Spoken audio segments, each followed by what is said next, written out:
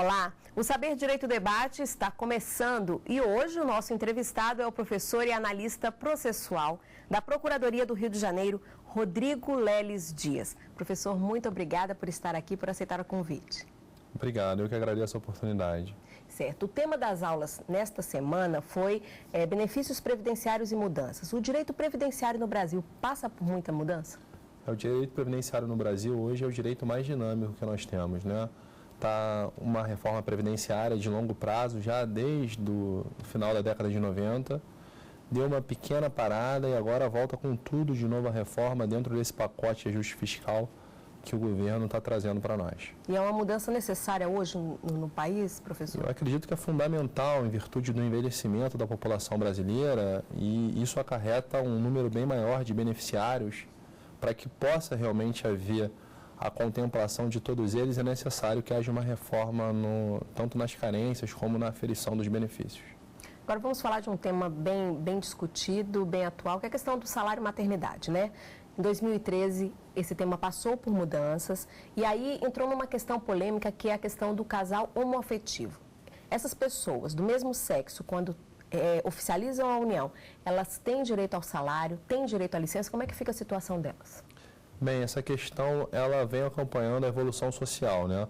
A partir de 2013 houve um direcionamento de contemplar o casal homoafetivo que vem adotar uma criança. Então, quando o casal homoafetivo adota uma criança, um dos parceiros terá direito, sim, tanto ao salário quanto à licença maternidade. E aí é no mesmo procedimento do casal heterossexual, né? A mãe apresenta a certidão, é simples do mesmo jeito? É o mesmo, não há nenhuma diferenciação, né?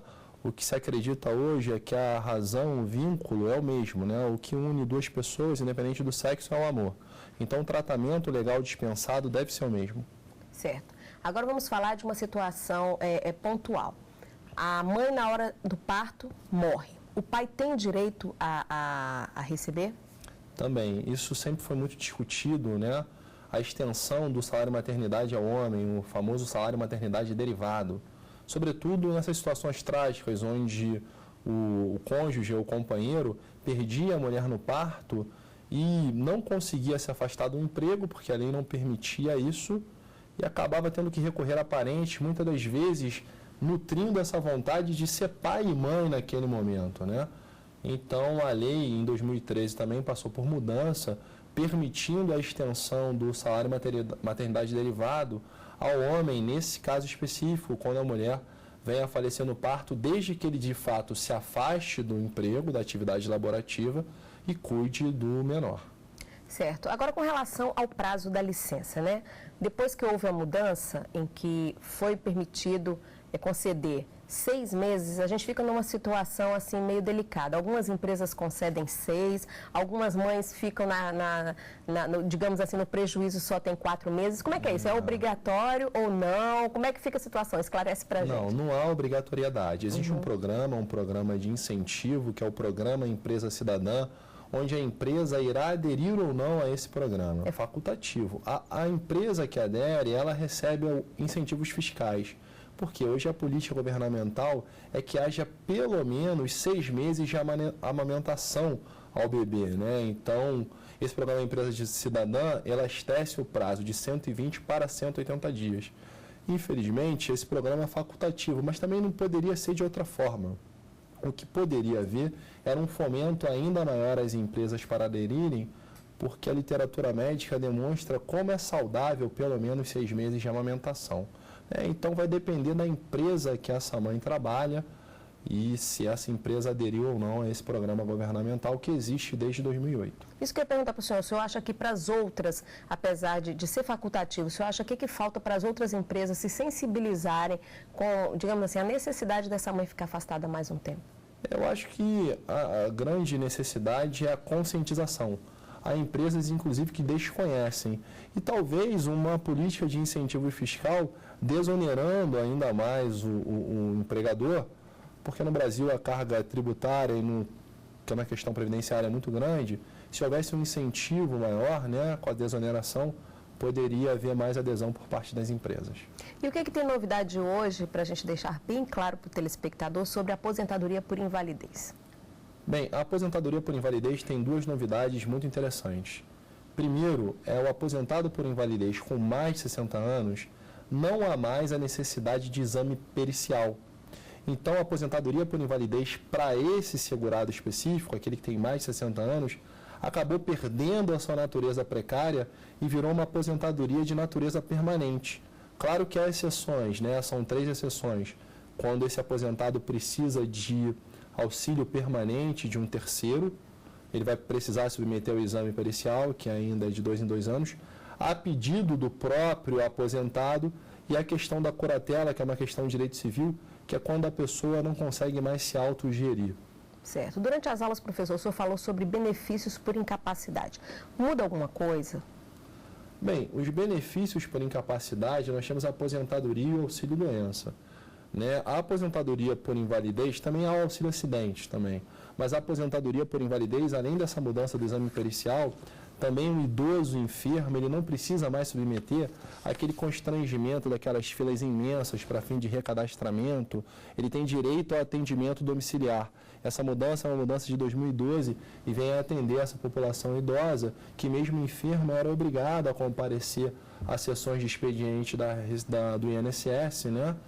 Com bastante dificuldade, inclusive de locomoção. E também no auxílio-doença houve uma mudança na questão do teto. Né? A questão do teto do auxílio-doença, houve essa mudança, embora continue ainda a renda mensal do benefício a ser 91% do salário de benefício, o auxílio-doença ele tem um teto agora calculado com base numa média aritmética dos 12 últimos salários de contribuição, se não tiver havido os 12 últimos salários de contribuição, das contribuições existentes. Isso acaba acarretando uma diminuição do valor do auxílio-doença, já que ele não pode chegar no teto previdenciário. Acaba ocorrendo, de fato, uma diminuição, muitas das vezes leve, dependendo da categoria. A categoria mais prejudicada acaba sendo o contribuinte individual, que tem uma remuneração bastante variável. Certo. Um outro assunto que virou até debate nacional, a questão da pensão por morte. Como é que fica a situação de quem requereu esse benefício no período de mudança? Bem, quem requereu o benefício a partir de 1º de março realmente sofreu mudanças, inclusive de valor. Mas com a modificação da modificação, ou seja, a medida provisória, ela foi aprovada com alterações, né? Então ela vai ser convertida em lei com alterações.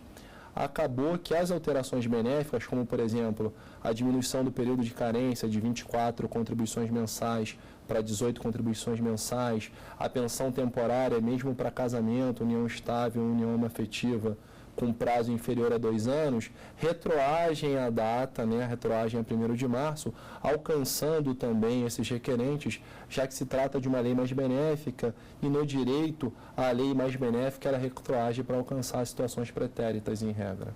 Certo. Agora vamos falar do auxílio reclusão. Né? Fica aquela dúvida. Todo preso tem direito ou não? Só alguns? Em quais situações ele tem direito a isso? O auxílio reclusão ele é bastante controvertido, né? Ele tem pouca aceitação social. A gente tem aquela ideia, as pessoas têm aquela ideia de que o preso nada merece porque ele já cometeu um atentado contra a paz social, então o que ele merece é um cárcere mais sofrível possível. Mas a pena ela não é uma tortura, menos mesmo para o preso. E o auxílio reclusão não é um benefício para o preso, é para o dependente do segurado detido ou recluso. E a pena tem o princípio da intranscendência da pena. Não pode deixar desamparado uma família que teve de repente um pai ou uma mãe preso. Então esse auxílio reclusão é justamente para evitar que essa família de repente busque outras fontes escusas de renda. Né? Então, essa família acaba sendo assistida, esse filho, isso evita com que, de repente, um filho adolescente acabe seguindo o mesmo caminho do pai. Então, o auxílio reclusão é um benefício bastante importante, ao meu ver, e ele deve continuar sendo pago. Agora, não alcança todo o segurado, não. Tem que ser o segurado de baixa renda, o dependente do segurado de baixa renda. Então, é aquele preso que ganha muito pouco, que ganha até R$ 1.089,72, né?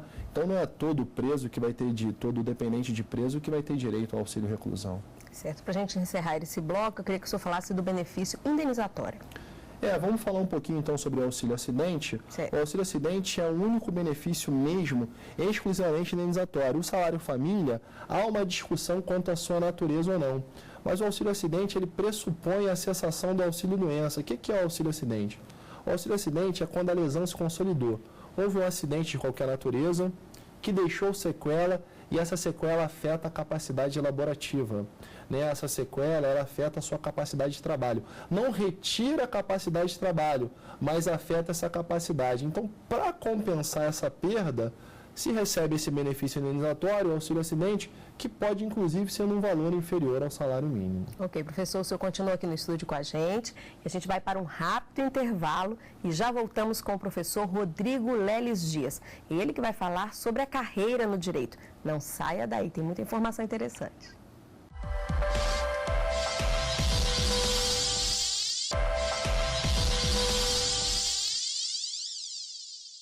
E hoje nós estamos com o professor Rodrigo Dias aqui no Saber Direito Debate. E agora vamos falar um pouco sobre a carreira dele. Professor, curiosidade, como é que o direito previdenciário chegou até a vida do senhor? Como é que foi essa escolha? Essa escolha foi já durante a faculdade, Eu sempre gostei de direito previdenciário, era uma matéria eletiva. Então eu precisava, para me formar, fazer 6 matérias eletivas. E ele falou, Rodrigo, por que você não faz previdenciário? Eu falei, previdenciário? É um tema interessante, Eu fiz. Durante a matéria eletiva, eu comecei a gostar muito e comecei a investir na minha formação dentro do direito previdenciário. E aí, como é que foi esse início? Porque, para muita gente, é uma situação, é um tema complicado, O direito previdenciário sempre foi um tema bastante complexo e com poucos profissionais, tanto no mercado, militante, como advogado, bem como professor. Logo que eu me formei, eu fui chamado para dar aula num cursinho preparatório que estava preparando alunos para a Receita Federal. Então eu comecei não advogando em previdenciário, mas sim na parte teórica, dando aula, preparando para concurso. Então tive que estudar mais ainda, me aprofundar ainda mais, até porque a Receita Federal é muito mais a parte de custeio do que benefício, e o custeio é algo que o aluno do direito foge, porque custeio é cálculo. E o aluno de humanas, ele acaba não gostando muito de cálculos, de exata, mas eu me aprofundei nesse assunto, também advogo nessa área e dou mais aula até do que advogo, porque o que eu gosto mesmo é de lecionar. E aí, qual é o requisito para o advogado que escolhe esse ramo? Tem um requisito e é um ramo bem dinâmico? Eu acho que são 2 requisitos. Primeiro, você tem que ter uma visão social também, não basta só aquela visão jurídica, tem que ter algum conhecimento de sociologia e tem que gostar de cálculo, porque benefício vai ser calculado, custeio é cálculo, então se deixar o cálculo para um profissional de uma outra área, acaba ficando na mão desse profissional, então tem que conferir, porque é o advogado mesmo que vai impulsionar o processo. E além disso, por ser um direito muito dinâmico, tem que se atualizar constantemente, tem que fazer volta e meia cursos de prática previdenciária, tem que estar se atualizando toda hora. Hoje a gente tem a internet, é uma ferramenta muito boa para isso, mas mesmo assim é uma preparação e repreparação constante. Pois é, o professor falou do trabalho dele em sala de aula. Ele, no Rio de Janeiro, é conhecido como professor especializado nisso, em cursos preparatórios. Agora, o professor tem que ter realmente uma preparação diferenciada para quem busca isso? De fato, os concursos preparatórios na área de direito previdenciário, desde os concursos de nível médio, como o INSS, a Receita Federal, dentro do Estado do Rio, Rio Previdência, até concursos para profissionais específicos do direito, como a DPU, a Defensoria Pública da União, o Procurador Autárquico do INSS, tem que ter uma preparação muito aprofundada, porque como o direito previdenciário ele é bastante detalhado, muito detalhe, muita mudança, as bancas costumam o quê?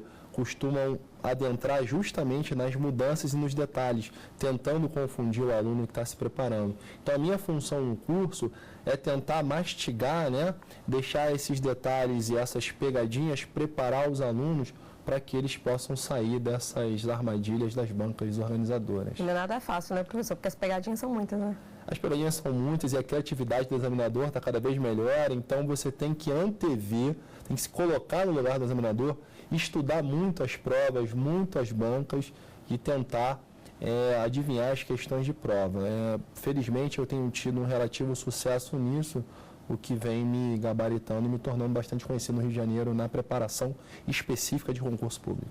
Pois é, agora o senhor é analista de processos na Procuradoria do Estado do Rio de Janeiro.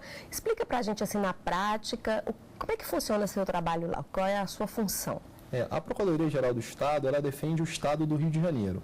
Mas quando você fala isso, defende o Estado do Rio de Janeiro, defende o Estado do Rio de Janeiro sempre com vistas ao interesse público. Então, defende também, por conseguinte, a população do Estado do Rio de Janeiro. Eu, dentro da Procuradoria, no meu trabalho de analista processual, eu estou lotado na Procuradoria de Medicamentos, né? É um setor afeto à Seguridade Social, porque a Seguridade Social pega a Previdência Social, a saúde e a assistência. Então, eu acabo convivendo bastante com o direito da Seguridade Social, cujo ramo mais conhecido é a Previdência, mas a saúde também é muito importante, né? Então, o nosso trabalho lá é tentar facilitar a obtenção de medicamentos por aqueles que têm direito. Recentemente, a Procuradoria criou a Câmara de Resolução de Litígios, tentando conciliar, sem a necessidade de recorrer ao Poder Judiciário, na obtenção de medicamentos pela população que necessita, né? Então, o nosso trabalho ele é todo no sentido de ajudar a população na obtenção de medicamento e defender o Estado contra algumas fraudes. Não sei se você sabe, nessa área de saúde é muito comum fraude, sobretudo com medicamentos caros, importados, né? Nas compras. Então, também combatemos aí essas fraudes e corrupções. Pois é, é uma situação, não só no Rio, mas em todo o país, essa falta de medicamentos, né, faz parte do caos na saúde pública. O senhor acha que, no Rio de Janeiro, em uma avaliação geral, né, do país, as pessoas têm procurado mais essa ajuda para conseguir o medicamento ou ainda elas ficam sem medicamento porque não entendem como buscar isso? A demanda por medicamentos ela é cada vez maior na medida que a população vem, inclusive, envelhecendo. Então, a nossa saúde ela é universal e gratuita, o que exige do Estado um orçamento bastante robusto para a obtenção de medicamentos. No Rio de Janeiro, eu entendo que o Estado está fazendo um bom trabalho, inclusive com essa aproximação.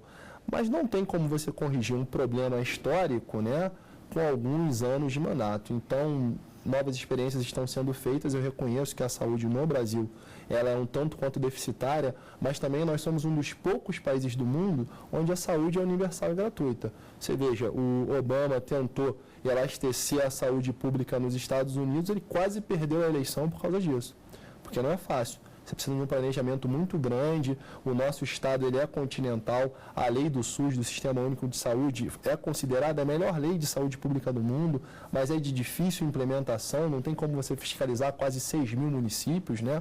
Porque a gestão acaba sendo muito municipal, mas eu acredito que no Rio de Janeiro, lá está caminhando para melhorar o tanto quanto possível a obtenção e a Procuradoria-Geral do Estado tem sido peça-chave nessa formulação dessas políticas públicas.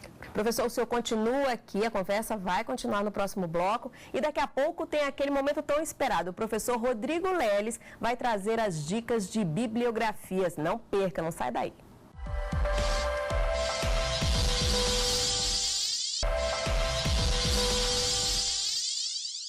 E o Saber Direito Debate está de volta. Agora aquele momento esperado, dicas de bibliografias. Professor Rodrigo Leles, o que o senhor trouxe para a gente nesse programa? Eu trouxe 3 livros, né, que eu acho muito interessante. Desaposentação, né, o primeiro.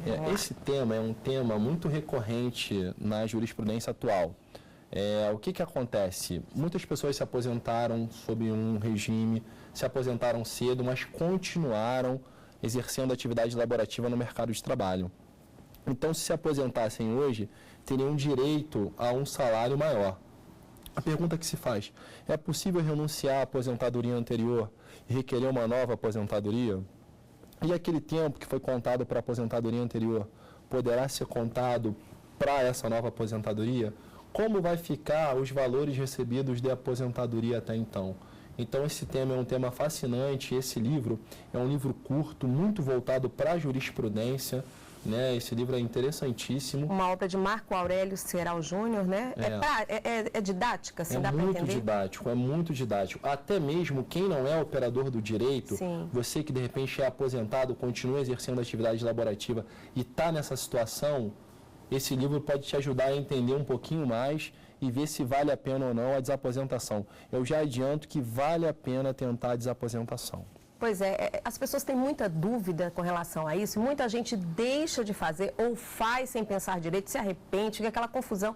Quer dizer, hoje ainda não dá para dizer, na opinião do senhor, vale a pena, mas qual é a dica que o senhor dá para quem está pensando nisso? O que ela deve pesar nessa hora? Primeiro ela tem que se informar melhor, depois procurar um advogado de fato especialista em direito previdenciário. Não é qualquer pessoa, né? Porque, infelizmente, há muito advogado que ele é especialista em tudo. Não é o caso. O direito previdenciário ele exige muita dedicação, muito estudo, não é um direito muito fácil. Então, procurar um especialista, fazer os cálculos e ver se realmente há vantagem na desaposentação. Normalmente, esses casos acabam havendo alguma vantagem. Antigamente, era rechaçada a desaposentação, mas o STJ vem sinalizando um novo caminho. Então, é o momento de quem tem essa vontade de se informar, começar a pensar e buscar, de fato, as ações para a desaposentação. Certo. A segunda dica do professor Rodrigo Leles, Direito Previdenciário, de Frederico Amado. O que tem nessa obra, professor? Olha, o Frederico Amado, na minha opinião, além de ser um excelente professor, os livros dele, essa sinopse para estudante de concurso público, é a sinopse mais completa que existe. Ele, além de trazer toda a matéria sem abdicar da técnica, ele ainda traz vasta jurisprudência, traz questões de concursos anteriores, analisando com base em jurisprudência e doutrina o porquê da resposta estar ou não equivocada. Então, para quem está estudando, precisa dar aquele tiro curto, uma revisão, o edital foi publicado, eu tenho 2 meses, lendo esse livro, vai tranquilo para a prova e a chance de lograr o êxito esperado é muito grande. A terceira dica do professor, também de Frederico Amado, uma obra mais extensa, é o curso de Direito e Processo Previdenciário. Aqui requer mais um tempinho de leitura, Com uma certeza. coisa mais... Essa obra não é só para quem está estudando para concurso. É para o estudante na graduação que estiver se apaixonando por previdenciário e pensar, opa, essa é uma área com pouco especialista, de repente eu posso ser advogado militante, ganhar um dinheiro. Também é uma obra importantíssima para quem está estudando para concursos mais complexos, como, por exemplo, a Defensoria Pública da União, onde uma das matérias mais fortes a serem cobradas é o direito previdenciário. Então, esse livro é um livro completo, né? É um livro grande. Além do direito previdenciário, o direito material traz também a prática previdenciária. Então, o advogado que quer se especializar em previdenciário, esse livro é de leitura obrigatória. Professor, vou aproveitar que o senhor é especialista em concurso público, me tira uma dúvida. O senhor falou que com a obra do professor Frederico Amado, essa obra que a gente mostrou, em 2 meses, né, mais ou menos o aluno sai preparado para encarar a prova. Mas assim, a gente sabe que o direito previdenciário tem sido cobrado em muitos concursos, não só da Receita, né, tem sido muito cobrado. Qual é a dica que o senhor dá? Até porque é um ramo dinâmico, tudo que o senhor falou durante o debate, né? É dinâmico, é complexo. Como é que coloca na cabeça, qual o tempo necessário para poder assimilar isso? Qual a dica que o senhor dá? Olha, a dica que eu dou é, se está estudando para concurso, tem que conciliar o estudo do direito material com a prática de exercício. Hoje existem diversos sites especializados, né, que dividem por questões, por matéria. Então, leu a lei, estudou a doutrina e a jurisprudência, mas ficou com o exercício. Não tem jeito. Quem quer passar em concurso não pode abrir mão de fazer exercício correlato, porque o exercício é que vai te dar um know-how para não cair nas armadilhas das bancas. Verificar aquela situação real, né? Porque às vezes a gente lê, acha que está sabendo, faz um exercício, olha só, eu não percebi esse detalhe. Né? O exercício é o treinamento do aprendizado teórico na prática. Agora, professor, por conta das mudanças nesse ramo, o senhor acha que os organizadores têm se saído bem, vamos mostrar o outro lado, têm se saído bem na elaboração das questões, ou por conta das mudanças os alunos têm conseguido brecha para recorrer, a coisa tem sido perdida por parte de quem organiza?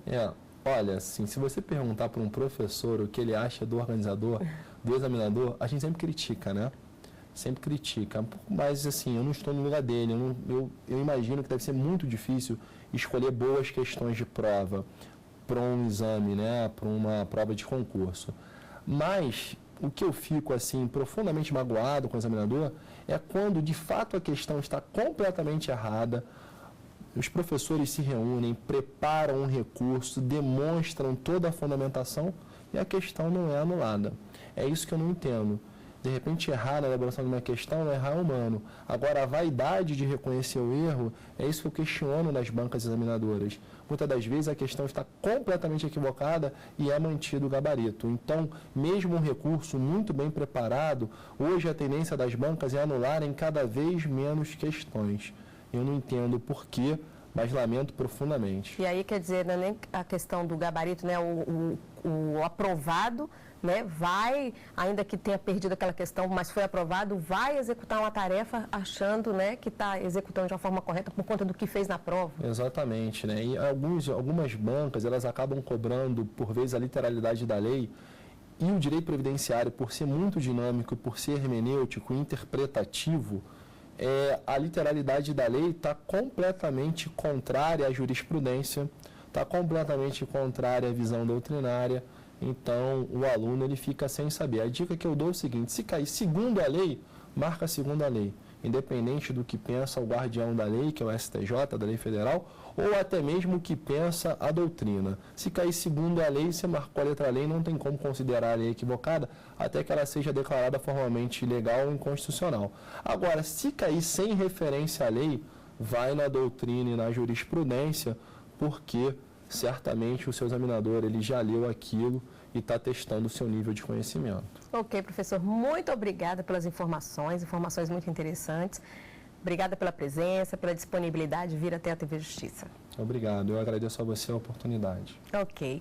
E o Saber Direito Debate fica por aqui. A você, muito obrigada pela companhia. Qualquer dúvida, já sabe, mande um e-mail para a gente, saberdireito@stf.jus.br. Você pode também acompanhar a programação pelo site. Anote aí, www.tvjustiça.jus.br. Até o próximo programa. Tchau, tchau.